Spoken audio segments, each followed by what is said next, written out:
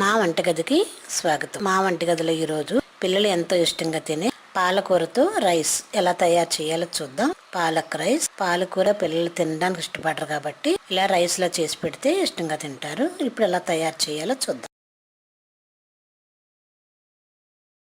Stove పై pan పెట్టి 2 table స్పూన్ల నూనె వేద్దాం.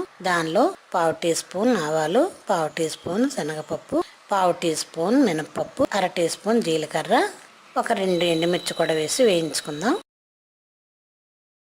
ఇలా వేగిన తర్వాత దీనిలో కట్ చేసిన అల్లం ముక్కలు, నిలువుగా చీల్చిన పచ్చిమిర్చి, కట్ చేసిన ఉల్లిపాయలు కూడా వేసి ఒకసారి కలుపుకుందాం.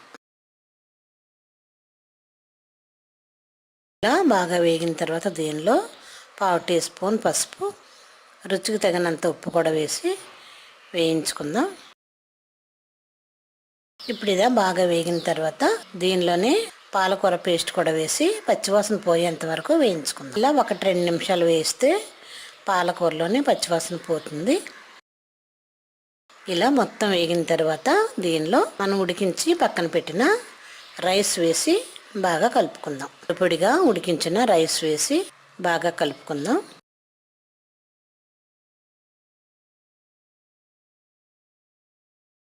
ఇప్పుడు దీనిలో ఒక నిమ్మ చెక్క పిండుకుందాం. నిమ్మరసం ఆప్షనల్ మాత్రమే.